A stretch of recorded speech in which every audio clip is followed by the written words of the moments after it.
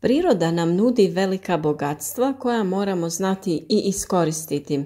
Dobrobiti raznih biljaka su u velikoj mjeri zapostavljene i ne znamo da se lijek za mnoge bolesti i stanja nalazi baš u našoj blizini. Upravo u ovom videu donosimo vam recept koji će vam pomoći kod različitih stanja koje se tiču kože ili upalnih procesa u organizmu.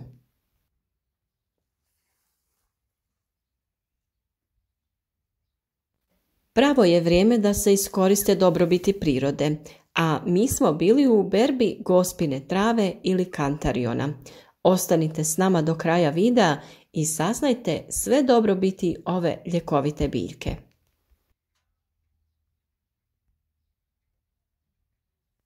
Kantarionovo ulje ili ulje gospine trave dobiva se od istoimene biljke žutih cvjetova.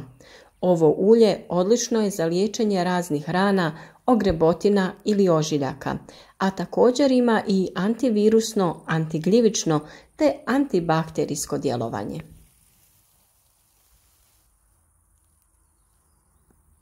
Ipak trebate biti oprezni jer postoji jedna nuspojava. Naime, oprezno se treba nanositi jer kantarionovo ulje je fototoksično, što znači da se nakon njegovog nanošenja ne smijete izlagati sunčevim zrakama, jer mogu ostati ožiljci na koži. Šta je to gospina trava ili kantarion? To je biljka visoka 30 do 70 cm koja raste uz rubove šuma, u šikarama, na livadama ili uz živice. Raste za vrijeme ljeta, od maja do septembra, a bere se sam cvijet i to dok je u cvatu, najčešće u mjesecu julu.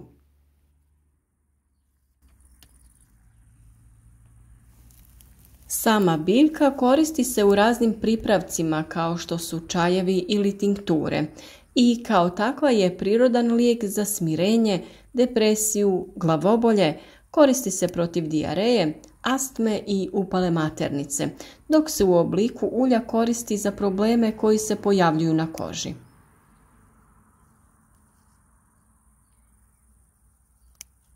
A za što je sve dobro kantarionovo ulje? Kantarionovo ulje koristi se stoljećima zbog njegovih blagodati i jednostavnosti izrade te korištenja. Ovo ulje pomaže kod raznih kožnih oboljenja kao što je dermatitis, a pomaže i kod zarastanja rana, ožiljaka, akni, prištića kao i kod hemoroida.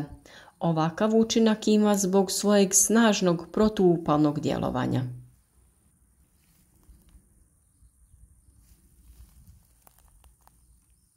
Ovo ulje može se jednostavno koristiti za ublažavanje ispucale i suhe kože, a jednako tako njegovim masiranjem se može ublažiti i bol u mišićima. Ovo ulje se može koristiti i kod mnogih ženskih problema, kao što je na primjer gljivična infekcija kandidom, pri čemu se ulje može staviti i u samu rodnicu.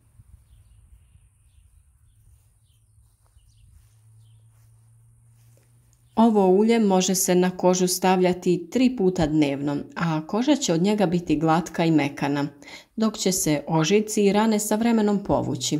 Važno je samo paziti da se ulje ne stavlja na otvorenu ranu, već da je rana prvo očišćena i dezinficirana, te naravno da je zarasla.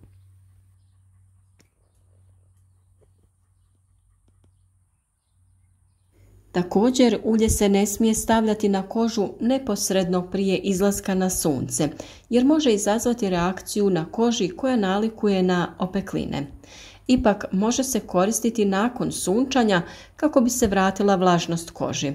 Najbolje ga je staviti navečer prije spavanja, te ujutro prije izlaska na sunce oprati mjesto na koži na koje ste nanijeli ulje.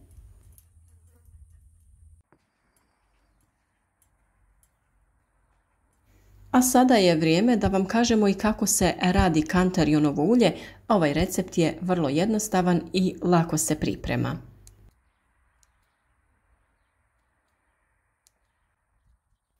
Kao što sam rekla, ovo ulje je vrlo jednostavno za napraviti.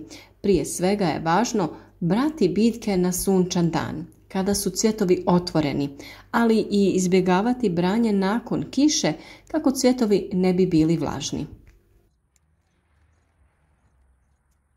Beru se cvjetovi koji su rastvoreni, a ne oni osušeni ili cvjetovi koji još nisu procvjetali. Treba paziti da se ne beru cvjetovi samo jedne biljke ukoliko ste u mogućnosti, već da se uzmu cvjetovi sa više biljaka kako bi se biljka kasnije mogla oporaviti.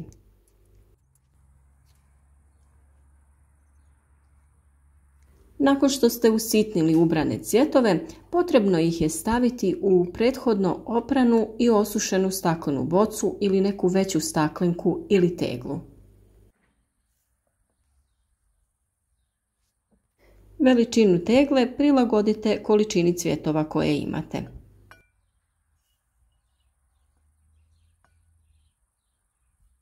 Nakon što napunite teglu, vrijeme je da dodate ulje i da sa njim prekrijete cvjetove u potpunosti. Za ovaj recept bilo bi dobro da imate pravo domaće maslinovo ulje. I kao što sam rekla, koristite ga onoliko koliko je potrebno da cvjetove prekrijete u potpunosti.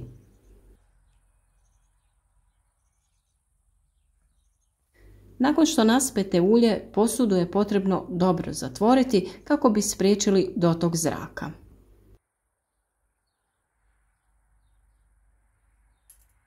Nakon toga posudu je potrebno držati na suncu od 40 do 50 dana. Svakih nekoliko dana je potrebno promiješati sadržaj boce i maknuti poklopac na neko vrijeme kako se ne bi sakupljala vlaga. Za svaki kišni dan, to jest dan bez sunca, potrebno je produžiti vrijeme stajanja ovog pripravka. A nakon 50 dana ulje se procjedi u drugu bocu i spremno je za korištenje. Dobro napravljeno ulje je crvene boje. Jednom kada je procjeđeno, ulje se drži na tamnom mjestu i može stajati čak do 2 godine.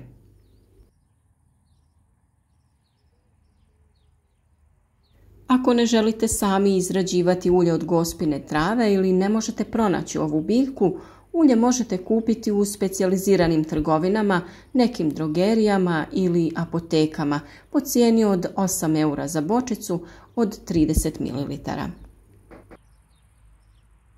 U narodnoj medicini kantarion se koristi u obliku čaja kod bolesti jetre, bubrega, želuca, crijeva i kod ženskih bolesti. Čaj se priprema tako što se jedna mala čajna kaškica sušene biljke prelije sa 2 decilitra proključale vode. Uzima se ujutro prije jela i uvečer pred spavanje po 1 šolja.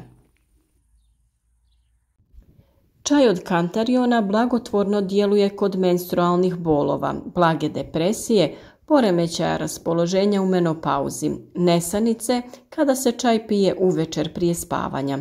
Djelotvoran je i kod gastritisa i čira na želucu, bolesti jetre, upale mokraćnog mjehura, inkontinencije kod odraslih i noćnog mokrenja kod djece, te kod infekcije usne šupljine.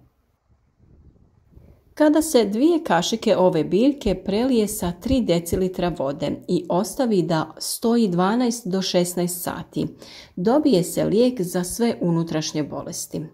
Šoljica sa malo meda svaki dan duže vrijeme učiniti će da nestanu bolovi u zglobovima i leđima, problemi sa reumom, otekline i iščašenja. Mi smo svoje ulje stavili da se sunča na prozorskoj dasci sa ostalim pripravcima. Tu su višnje koje osvajaju svojom bojom i mladi orasi i med. A sve o koristi ovih pripravaka saznajte u videima koje možete naći na našem kanalu. Iskoristite blagodati prirode i izliječite različita zdravstvena stanja uz pomoć ovih jednostavnih recepata.